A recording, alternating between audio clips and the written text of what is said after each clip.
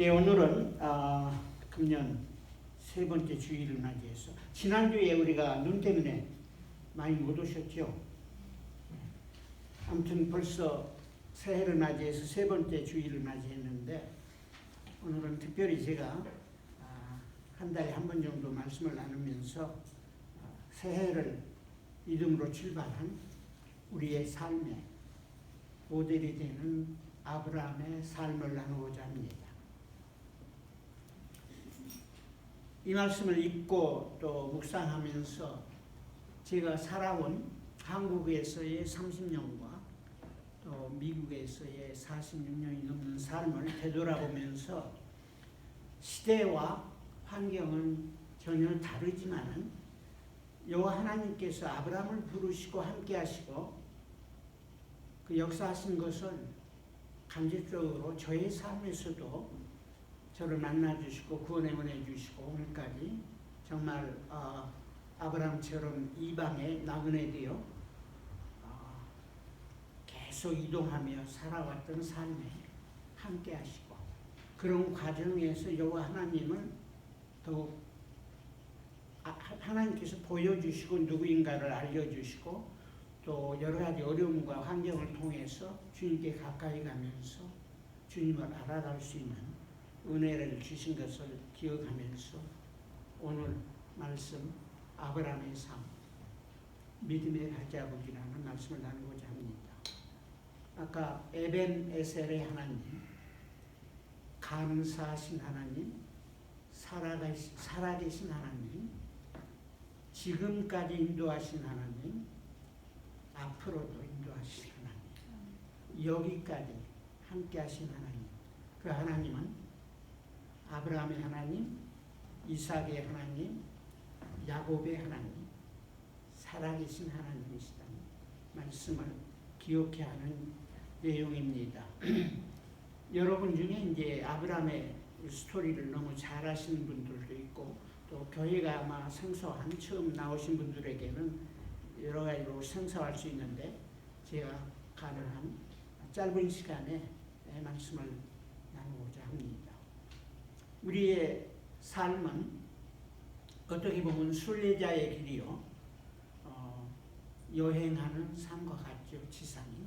그래서 아브라함의 삶을 통해서 하나님께서 보여주신 건 우리 믿음의 그 뿌리와 열매가 어떻게 역사 속에서 진행된가를 가르쳐주는 너무 놀라운 내용인 것을 이번에 새롭게 또 느끼게 됐습니다. 예수님의 생애를 설명하는 마태복음을 보면은 1장 1절에 아브라함과 다윗의 가족의 스토리라 이렇게 전개되면서 아브라함을 부르시고 물론 다윗의 후손을 통해서 오신 메시아 이것을 통해서 하나님이 예수님으로 이 땅에 오셔서 2000년 내 하신 일과 또 지금도 부활하시고 승천하셔서 다시 오실 날을 바라보면서 지상에서 역사하시는 그 하나님을 생각해야 하는 귀한 시간들입니다. 믿음의 길은 이 땅에서 시간과 장소의 문제인데 날마다 또 우리가 걸어가는 발걸음마다 주님이 동행하시고 함께 하신다는 것 우리의 생명에 모두가 하나님께 달려있다는 것을 보여주고 있고 저 개인적으로도 구체적으로 경험했고 또 역사가 증거하는 것 같고 아브라함을 통해서 그 약속하신 것들이 정말 구체적으로 역사에서 지금까지 진행되고 있는 걸 생각하면서 말씀을 어떻게 잘 증거해야 할지 모르겠지만 내용을 잠깐 나누고자 합니다. 우리의 삶은 하나님의 약속만큼 또 그 약속을 믿는 우리의 믿음만큼 크고도 놀라운 삶을 살 수 있다는 것을 하나님은 이 말씀을 통해서 우리에게 증거해 주고 있습니다. 믿으세요? 약속만큼 그 약속을 믿음으로 받아서 믿는 만큼 하나님은 정말 놀라운 일들을 하시는 것을 그 태생과 그 신분과도 전혀 관계없이 가장 가난한 자로부터 가장 신체적으로나 영적으로나 어려운 상황에서도 또 가장 극심한 감옥의 흉악범에게까지 이 말씀대로 약속대로 말씀하신 대로 만나주시고 또 만나는 사람들의 믿음을 통해서 역사를 변화시켜 오신 것을 생각합니다. 오늘 본문 말씀은 성경 전체에서 그래서 가장 중요한 말씀 중에 하나고 흔히 우리가 알고 있는 믿음의 조상 아브라함의 믿음의 발자취를 간단히 증거하고 있습니다. 근데 본문 말씀은 시작이고 아브라함의 생애가 창세기 12장부터 25장 전반절까지 계속됩니다. 한 사람의 그 하나님과 동행하는 순례자의 삶의 여정을 굉장히 자세하게 보여주고 있고 그 사건은 물론 아브라함의 특별한 인류 구원의 섭리가 그 안에 들어있지만 그러면서도 그 삶을 통해서 보편적인 시대를 초월해서 장소를 초월해서 어디서든지 언제든지 부르시고 택하는 사람들을 통해서 함께 하시는 것을 증거해 주고 있습니다.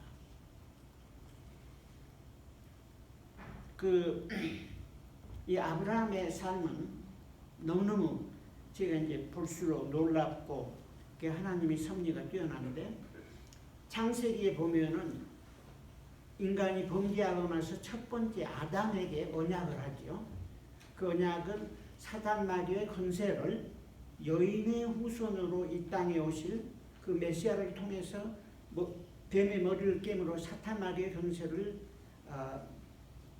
멸망하고 죄에 구속되어 살아가는 죄성을 가진 저희들을 구원의 길로 인도하시겠다는 첫 번째 약속이고 두 번째 약속은 창세기 9장에 노아 그 전에 보면은 6장부터 보면은 인간의 죄성이 벌써 아주 인간의 시작부터 어마한 죄성을 가진 인간들의 삶 속에 하나님이 인생을 심판하실 때 노아와 그 가족을 구원하시고 노아에게 두 번째 언약을 합니다. 그때도 모든 생명체 있는 지상에 생명체 있는 생물을 다시는 물로 심판하지 않겠노라고 약속하고 약속의 상징으로 하늘의 무지개를 보여주셨습니다.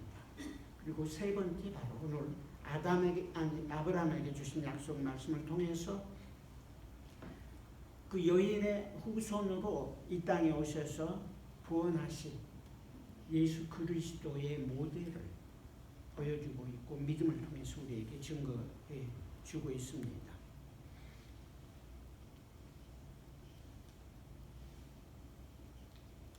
그리고 놀라운 건 또 제가 그 사도행전에 보니까 사도행전 7장에 보면은 이제 6장에 교회가 굉장히 급성장해가지고 부흥하니까 감당할 수 없어서 7 집사들을 세웠는데 그 집사들이 성령의 기름 부으심과 권능을 따라 기적과 이적을 행하고 말씀의 능력이 어마어마했는데 그 중에 스데반 집사가 특별히 뛰어났던 것 같아요.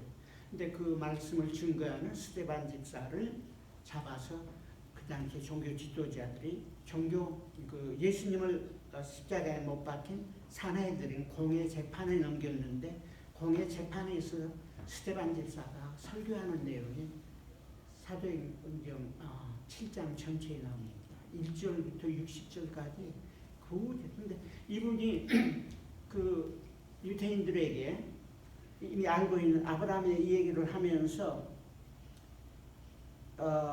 뭐라고 말하냐면 우리 조상 아브라함에게 영광이 하나님이 나타나셔서 여기 하란에서 부르시고 어떻게 가나안 땅으로 인도했고 거기에서 여러 가지 삶을 쫙 전개하면서 증거하면서 그 다음에 이제 구약의 스토리를 증거합니다. 근데 성령이 얼마나 강했는지 그 사건을 보면서 이 아브라함의 사건이 얼마나 크고 놀라운가. 그래서 오늘 본문 말씀에 우리들의 믿음과 구원의 원천이 아브라함을 다시 한번 생각해 하는 것입니다. 특별히 제가 오늘 살펴보고자 하는 것은 물론 몇 절만 읽었지만 아까 그 아브라함 전체의 스토리를 그 믿음의 발자취를 이렇게 되새겨 보면서 이게 우리 신앙의 삶의 어떤 단계 어떻게 역사하시는가를 살펴보고자 합니다. 그래서 본문 말씀에 보면은 우선 하나님이 부르시고 약속하는데요. 하나님은 예나 지금이나 주님 오신 그날까지 지상에서 이렇게 저와 여러분을 여러 가지 여러 모습으로 여러 환경에서 이렇게 만나고 부르시고 또 구원의 은혜를 주시는 하나님이십니다. 그리고 살아가는 동안에도 계속 부르신 하나님은 아브라함의 삶에서 일어났던 것처럼 여러 가지 환경과 여건 속에서도 하나님이 함께 하시고 은혜 주셔서 하나님의 선하시고 아름다운 목적과 뜻을 이루어가도록 인도해 주십니다. 1절에 보면은 너희 본토 친척 아비집을 떠나 내가 지시할 땅으로 가라. 갑자기 나타나서 하나님이 주신 이 명령은 사실 쉽지 않는 수천 년대 벌써 그 당시만 해도 그 당시에 가장 문화가 발달하고 어떤 면에서 우상이 만연했던 갈대아 우르라는 그 땅에서 떠나서 하나님이 지시하는 사람 땅으로 가라고 이렇게 명령합니다. 그러면서 떠나라고 하면서 약속을 주셨는데 5가지 축복의 약속을 줍니다. 첫째는 큰 민족을 이루겠다고 그랬고, 두 번째는 복을 주시겠다고 그랬고, 복은 이제 우리가 여러 가지로 이해할 수 있는데 구원의 복, 은혜 여러 가지 하나님 아는 복이죠. 또 세 번째는 그 이름이 창대케 위대해지겠다 말하고, 또 그의 삶에 복이 근원이 돼서 본인들만 복을 누릴 뿐만 아니라 연결된 많은 사람들에게 복을 베푸는 삶을 살 거라고 말했고, 모든 것 위에 마지막으로 땅의 모든 민족이 너를 인하여 복을 얻을 것이니라 했어요. 이 어마어마한 약속입니다. 감당할 수 없는 내용을 말씀하고 있는 거예요. 그래서 아브라함은 첫째 믿음의 단계로 떠나죠. 떠나가라 하니까 말씀대로 여기 다 정리해가지고 떠납니다. 신앙의 첫걸음은 떠나는 데 있습니다. 우리의 삶의 배경과 모든 여건과 환경은 하나님의 본성과 나라와 뜻에 합당한 영역은 없습니다. 인간의 죄성이 그렇게 태어났어요. 그렇지 않았으면 지금 5,000년이 넘는 인류 역사 속에서 얼마나 많은 변화가 있었겠어요. 그런데 오히려 역사는 지금 역행하고 있고 전 세계는 전쟁의 공포 가운데, 제가 볼 때는 앞으로 무슨 일이 일어날지 모르겠다는 두려운 마음도 있기도 합니다. 그러나 분명한 것은 하나님의 목적과 뜻을 이루어가고 있다는 것입니다. 떠난다, 떠나서 자기를 들고 간다는 걸, 이게 믿음의 첫걸음이고 신앙의 삶에서는 이게 순종의 삶입니다. 그래서 우리가 영어로 confess, 약함과 죄성을 자백하고 and believe, obey 하는 거, 이게 첫 단계잖아요. 말씀을 믿고지 하면서 자신의 죄성과 허물과 있는 자리, 죄성과 그 좋지 않은 상태에서 벗어나서 하나님께로 돌아가는 방향을 바꾸는 것, 이게 신앙의 첫걸음입니다. 물론 이 신앙의 첫걸음은 영적으로 시작이 있고 또 발전 단계가 있지만 이미 출발한 저와 여러분에게도, 저 자신도 벌써 50몇 년 신앙생활을 했지만 제가 벗어나서 떠나서 돌아서야 할 영역이 저희 삶에도 많이 있는 것을 지금도 느끼고 고백하고 회개합니다. 그래서 우리 모두에게 금년 새해 한 해 동안 현 위치에서 믿음 불신의 자리에 있다면 신앙의 길로 떠나시기 바라고, 신앙의 길에 있지만 아직도 혼동하고 갈등하면서 죄의 속성과 옛사람 때문에 묶여서 하나님이 주시고자 하고 약속하신 것을 100% 누리지 못하게 하는 것이 무엇인가를 깨우치는 귀한 시간이 되기를 바랍니다. 그래서 히브리서 11장은 믿음의 장인데 그 아브라함의 얘기를 여러 절에서 또 소개하고 있습니다. 8절에 보니까 믿음으로 아브라함은 부르심을 받았을 때 순종하여 장래 기업 유업 축복으로 받을 땅으로 나갈 때 갈 바를 알지 못하고 나갔으며, 물론 창세기 12장은 그 말은 없지만 실제 아브라함이 출발한 걸 보면은 구체적으로 오늘날의 GPS처럼 맵을 주고 가는 길을 다 보여주는 게 아니고 그냥 떠나라고. 그러면 내가 함께 하겠다는 말씀으로 떠났습니다. 그래서 갈 바를 알지 못하고 떠났다는 게 신앙의 미스터리고 파라독스이기도 합니다. 우리는 본질상 갈 바를 모르고 떠난다는 건 쉬운 결정이 아니거든요.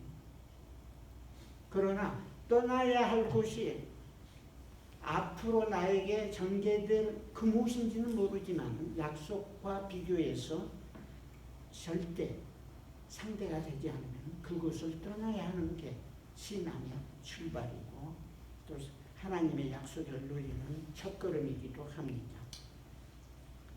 그래서 믿음의 발자국은 미리 갈 목적지를, 갈 지도를 보여주지 않고 하루하루 인도해 주시는 것이 하나님의 본성이고 이유가 있습니다.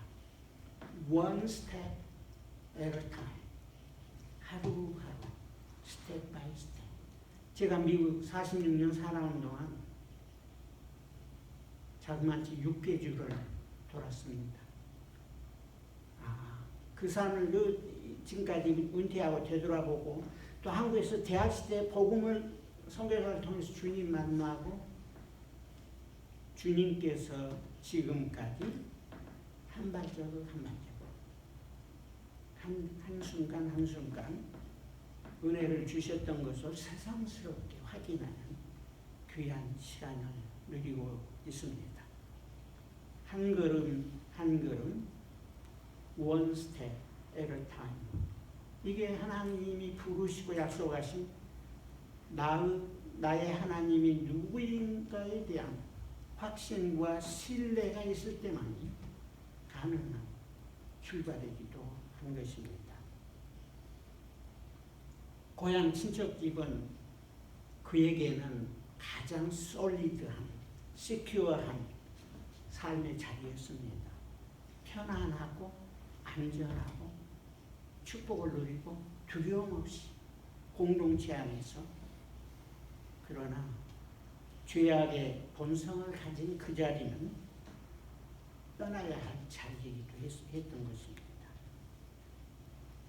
하나님께서 날마다 조금씩 인도해 주시는 이유는 지금도 마찬가지고 영적인 거장도 오늘도 마찬가지고 하루하루 주님과 대화하며 주님과 교제하면서 주님을 신뢰하고 예배하고 찬양하고 기도하는 삶을 통해서 떠나고 아는 것이 목적이 아니라 부르고 택하시고 약속하신 분이 누구인가를 알아가기를, 알려주시기를 원하시는 게 하나님의 본성이기도 합니다.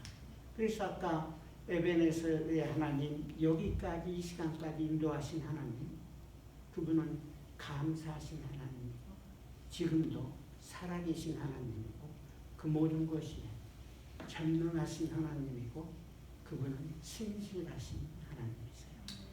역사의 주인공이고 성경은 하나님의 구원의 섭리와 그 모든 것을 정말 신비롭게도 수천 년 전에 하나님의 성령을 통해서 계시해 주시고 계시된 그대로 지금까지 역사 속에서 계시된 그 말씀이 하나도 거역된 것 없이 역사했고 되어진 모든 상황과 여건을 보면 너무너무 놀라운 하나님의 약속이고 말씀입니다. 두 번째 스텝은 조금 더 어려운 믿음과 결단이 필요합니다. 대개 저희 경험에도 은혜 받고 막 치유받고 대학교 2학년 때부터 너무 놀라웠어요. 하나님이 정말 놀라우신 분 있고 영적으로 변화가 있고 하니까 감격하고. 근데 이제 어느 때 시간이 지나니까 많은 도전이 있고 시험이 있고 챌린지가 생기기 시작했는데 여기 또 두 번째 아브라함 보면 믿음으로 저가 외국에서 나그네처럼 살아가는 삶의 발걸음을 걸었다 했어요. 이에 아브라함이 여호와의 말씀을 쫓아갔고 롯도 함께 갔어요. 조카 롯 가족이 같이 갔는데 하란을 떠날 때 순종할 때 나이가 75세나 됐고 또 이 아브라함과 사라 사이에는 무녀동남이 아니라 무녀무남, 스라의 아이가 없는, 출산하지 못한 그런 노후 부부였습니다. 그럼에도 떠날 수 있었던 건 히브리서 기자는 말하기를, 왜냐하면 그는 하나님이 경영하시고 하나님이 지으시는 터가 있는 성, 우리가 현대 말로 말하면 하나님의 도성, 하나님의 나라.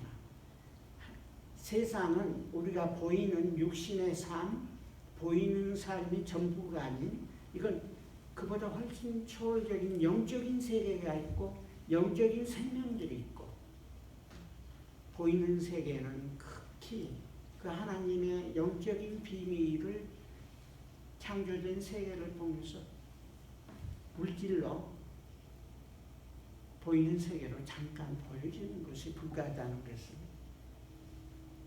아브라함은 부르신 하나님을 통해서 알게 됐고 그건 믿음으로 받아주신 것입니다. 그래서 자주 이사를 다녔어요. 텐트 생활을 했습니다. 마치 시민권 없는 서름 미국에서 많이 경험해왔고 또 아직도 한국 사람들 중에도 멕시코에서 들어온 사람 천만이 넘지만 불법 체류자 같은 그 신분, 불안한 신분으로 오직 하나님의 약속 하나만 믿고 살아가며 인내하는 아브라함의 삶, 어떻게 보면 그리스도인의 삶에 제자된 저와 여러분의 삶에 날마다 스트럭을 하면서 죄성과 싸우고 시험과 유혹과 모든 것을 물리치면서 믿음으로 살아가야 할 시기이기도 합니다. 어떻게 보면 이때쯤엔 아브라함의 마음속에는 의심도 생겼을 것 같아요. 내가 그때 잘못 들었었나? 하나님의 음성이었을까? 내가 잘못 선택한 건 아닐까? 이 길이 꼭 하나님이 부르시는 길인가? 저희 삶에도 수없이 되돌아보면 그런 시간들이 있었습니다. 그러나 그 과정들을 통해서 오직 부르신 하나님 찾고 의지하고 바라보는 삶을 통해서 지금까지 돌아온 삶을 되돌아보면 하나님의 은혜가 너무 It's much more than what we expect. 우리가 상상할 수 없는 하나님의 은혜가 함께했던 것을 부인할 수 없습니다. 세 번째는 그의 믿음의 발자국이 머무는 곳곳마다 이사 다닐 때마다 새로운 곳에 도착할 때마다 아브라함 부부가 했던 일이 제단 쌓고 여호와의 이름을 부르는 일이었어요. 아까 약간 크리스찬에게도 생소하죠. 구약시대에 제단을 쌓는 알터, 이거 완전 옛날에 우상 섬기는 걸 생각하는 것 같은데, 처음부터 하나님은 예수 그리스도를 통해서 구원하실 하늘의 그 제단의 모형을 구약시대부터 보여주셨고 그 모형으로 예수님이 땅에 오셔서 실제 십자가에서 돌아가셨는데 이 제단을 쌓는다 그 말은 보이지 않지만 살아계시고 다스리시는 그 하나님이 계신 것을 인정하고 그곳에 예배하는 거예요.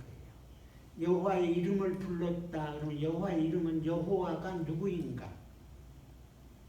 성경에서 특별히 아브라함도 이름 바뀌고 사라도 이름 바뀌고 쭉 아브라함의 삶에 보면 하나님이 누구인가를 대여섯 번 보여줍니다. 이름이 나와요. 그래서 여호와 하나님의 이름을 부른다는 것은 안 만큼 예배하고 찬양하고 기뻐하거든요. 그래서 이제 아브라함이 간 곳곳마다 제단을 쌓고 하나님을 예배합니다. 첫 번째 12장 18절에 있어요. 처음 도착한 곳이 신기하게도 지금 전쟁하고 있는 그 지역이에요. 정치화하지 않게 해서 제가 이 얘기는 하지 않지만 놀라운 비밀이 숨겨 있는데 세겜 땅은 지금 바로 베델과 아이사니까 지금 팔레스타인 지역입니다. 거기에 아브라함에게 나타나서 거기에서 이제 아브라함이 나타났어요. 아까 부를 때도 나타났지만 이 땅을 내 자손에게 주리라 하니까 여호와께 그곳에서 제단을 쌓고 여호와의 이름을 불렀다.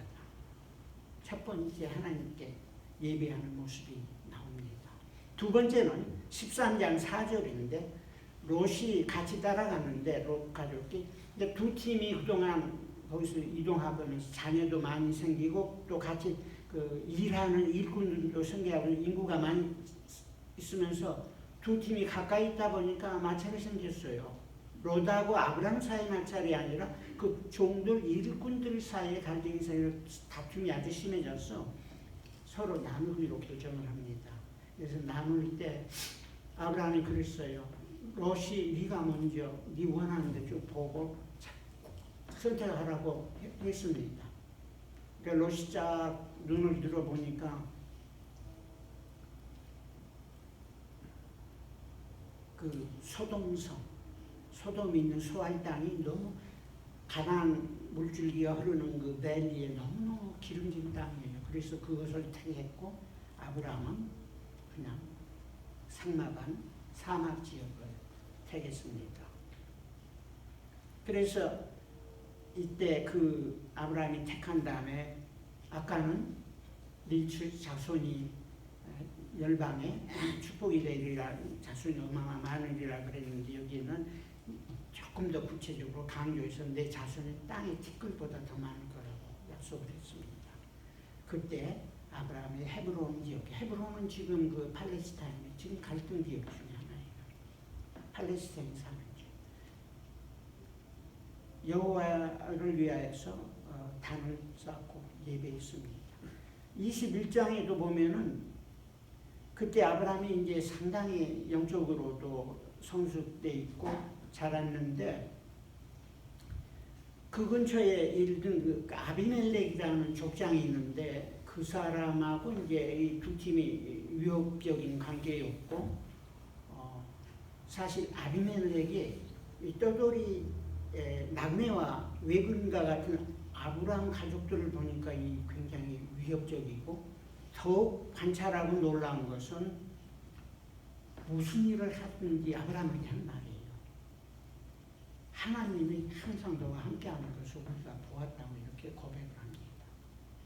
이게 신앙인의 삶에 하나님 주신 축복 중에 하나예요. 아까 우리가 복을 받을 뿐만 아니라 복이 근원이 된다고 그랬거든요. 그러니까 이 아브라함의 삶을 통해서 하나님이 옆에 전혀 무지한 사람들이 봐도 이 사람 진짜 무슨 일을 하든지 하나님이 도와주시니 함께 하시면 하는 것을 고백했어요. 그래서 에셀렘 나무 기념으로 나무까지 심고 여호와의 이름을 부르면서 처음으로 여호와는 영생하신 하나님입니다. 이터널 갓이라고 이제 부르기 시작합니다. 그리고 마지막 단계가 백세 얻은 아들 이삭을 제단의 번제로 번토프는 태워서 주기 하나님께 드리라고 그 결단을 하는데 그때 여호와 하나님께서 칼을 잡고 죽이려고 하는 아브라함을 향해서 부르면서 내가 이제 네가 얼마나 나를 신뢰하는지 알았노라고 하면서 스탑시켰어요. 그리고 그때 보니까 숲속에 걸린 뿌리 숲에 걸린 수양이 있어서 그 수양을 갖다가 번제의 제단을 쌓고 하나님께 드립니다. 그리고 여호와 하나님께서 그곳의 이름은 여호와이래. 여호와 하나님은 공급해 주시는 하나님이시구나 이렇게 말씀하고 있습니다.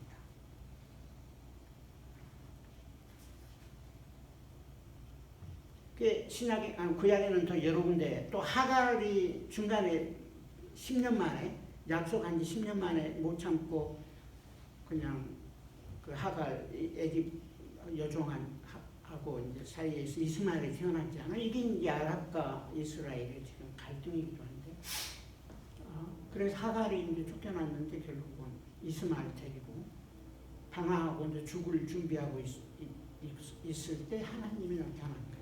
보시고 그래서 그 물을 보여주시고 이렇게 해서 이제 다시 그래 돌아가라고 하면서 그때 하갈에게 나타나신 여호와 하나님이 찾아오신 하나님은 감사하신 하나님이시구나. 상황을 아시고 그러면서 그 다음에 17장에 보면은 이제 여호와께서 전능하신 여호와께서 나타나가지고 처음에는 많은 민족이 여기서 태어나기를 하고 두 번째는 내 후손들이 땅에 티끌 갖다 주니 나중에는 그때쯤에는 하늘의 별 보라고 별보다 더 많다고 이렇게 말씀을 합니다. 그래서 아브라함에게 가장 믿음의 큰 도전은 독자 이삭을 화제로 드리는 결단이었어요. 신앙인의 삶에 우리의 삶의 성숙의 단계에서 어느 단계에는 이런 결단을 해야 하는 기회가 올 수도 있습니다. 그런데 이미 이때쯤에는 아브라함의 믿음이 이 시험을 견딜 만한 만큼 성숙되어 있었던 것 같아요.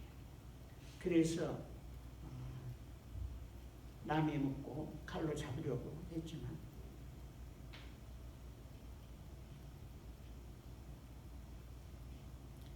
하나님께서 그 믿음을 보시고 이삭을 거의 죽을 뻔했는데 구원해 주시고 히브리서 11장에는 이 사건을 통해서 아브라함이 믿음의 시험을 받을 때 믿음으로 이삭을 드렸는데 아브라함이 하나님이 능히 죽은 자 가운데서 다시 살리실 줄로 생각하니라. 죽은 후에라도 지금까지 역사하신 하나님은 부활의 몸으로 그를 다시 일으킬 것을 그래서 비유적으로 죽은 자 가운데서 도로 받은 것이라 이렇게 증거하고 있습니다. 그러니까 우리의 삶에 그 대개 하나님이 크게 쓰시는 종들이나 뭐 선교사나 뭐 특별한 지역 사역하시는 들 보면은 이 마지막 단계를 거쳐서 정말 하나님이 이제 함께 하시는 걸 경험하게 됩니다. 근데 제가 보면서 놀랍게도 문자적으로도 그렇고 요한복음 1장에 보면 예수님을 독생자 예수라고 하잖아요. 근데 그리거가 아주 독특한 그리거를 쓰고 있는데 우리 영어로 그 표현이 the one and only 하나밖에 유일하게 없는 아들 외아들이란 말로 우리말로 표현하지만 그것보다 조금 더 강한 표현인데 헬라어로도 구약시대의 아브라함의 아들 이삭도 the one 너의 유일한 one and only son 독자로 바치라고 그랬어. 독자를 바치라고 그래서 예표적인 것 같아요. 그리고 그렇게들 이해하는 거예요. 아브라함의 아들 하나님이 주신 그 아들을 통해서 번제의 제단에 거의 바치다시피 했는데 사실은 영적으로는 드린 거죠. 믿음으로 받은 거지만 이 사건을 통해서 아브라함을 부르신 하나님께서 때가 되면은 하나님의 아들 예수 그리스도가 이 땅에 오셔서 십자가에 못 박혀 돌아가심으로 제단에 온전히 못 박아 피 흘려 돌아가심으로 인류의 죄를 구원하고 하나님의 나라를 세워가시는 구원의 섭리가 보여주신 놀라운 사건이기도 합니다. 그런데 지금까지 이제 아브라함의 믿음을 쭉 살펴봤는데 마지막으로 제가 잠깐 시간이 걸리는데 롯의 믿음을 살펴보려고 해요. 롯. 궁금하지 않아요? 아브라함과 함께 떠났습니다. 가까이 붙어 다니다가 중간에 나눠졌어요. 나눠질 때부터 문제였어요. 창세기 13장 10절에 보면 아까 갈등하다가 기회를 먼저 주니까 롯이 소돔을 향해 딱 봅니다. 보는 게 문제예요. 유혹, 시험이죠. 보니까 기름진 평야에다가 요단강 따라 어마어마한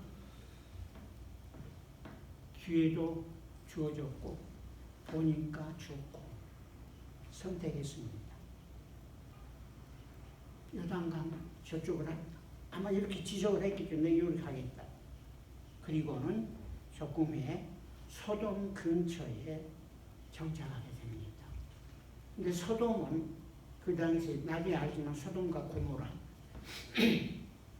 불의 심판받은 바로 악한 죄예요. 소돔의 그 죄성이 아주 현대 문화와 관련되어 있는데 거기 가까이 갔어요. 성 가까이. 근데 나중에 보니까 이제 소돔이 멸망할 때 보면은 창세기 19장 1절에 날이 저물 때 두 천사가 소돔을 심판하기 위해서 왔는데 소돔 성문에 이르는데 마침 그때 롯이 소돔 성문에 앉았더라. 그리고 그 두 천사를 보고 성문에서 이제 재판하는 위치에 있었던 거예요. 우리 뭐 초대하려고 하는데. anyway, 이 말이 중요해요. 소돔 성문에 앉았더라. 구약 성경에서 그러니까 우리말 영어로는 게이트,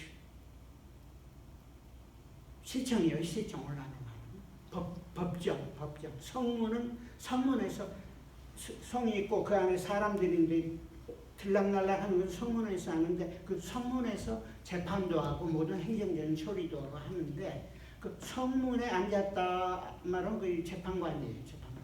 그러니까 소돔의 사람의 동화되어서 살았던 롯을 볼 수 있습니다. 하나님의 은혜로 생명은 구했어요. 물론 와이프는 또 탈출하는 길에 넘어졌지만 두 딸이 간신히 구원했습니다.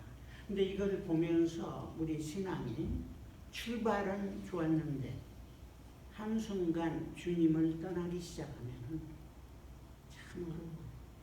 시험이라는 게 보고, 지금도 마찬가지인데 유혹은 보는 것이 있는데 제가 이걸 보면서 존 버년의 철로 역정, The Pilgrim's Progress는 인간이 출판한 책 중에서 성경이 몇 억인지 모르겠는데 그렇게 많이 프린트됐고 그 다음으로 가장 많이 프린트되고 가장 많은 언어로 번역이 된 게 존 버년의 철로 역정입니다. 근데 저 스토리는 이제 너무 길겠지만은 거기에 보면은 크리스찬이 믿음의 출발을 해서 셀레스탈 시티, 천국이에요. 천성을 향해 가는 길에 그 마지막 단계에 꼭 거쳐야 할 거대한 상가가 있는데 상가 이름이 베니티 페어입니다. 허무한 상가예요. 근데 거기에 온갖 사람을 유혹하는 물건이 다 있습니다. 허무 상가에 너무나 별게 다 있어요. 상가도 몇백 년 된 게 아니고 5,000이 넘었어요. 그 유혹이 너무 많습니다. 거기에 보니까 심지어 사람도 팔다.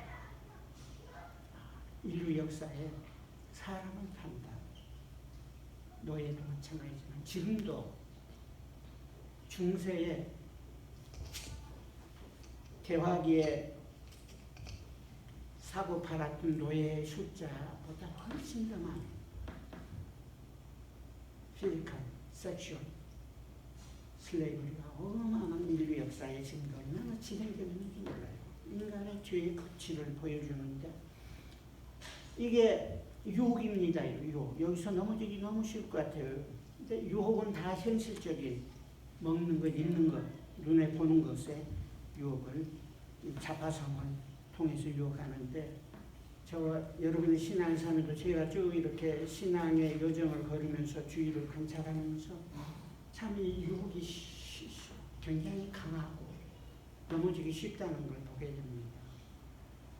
그래서 우리에게는 아브라함의 마지막 시험, 나에 있는 가장 귀한 것도 주님께 드릴 수 있는 결단과 믿음을 통해서 하나님은 구원과 부활과 같은 능력을 체험케 하시고 그 길로 인도하시는데 중간에 탈선해서 조금씩 보다가 근처에 가다 아예 정착해서 지도자가 되어버리는 것처럼 신앙의 아브라함에게 받았던 그 축복과 은혜를 누리지 못하는 삶도 살 수 있는 것을 보게 됩니다. 그래서 이 말씀 가지고 잠깐 같이 기도하고 하나님 말씀을 마치겠습니다.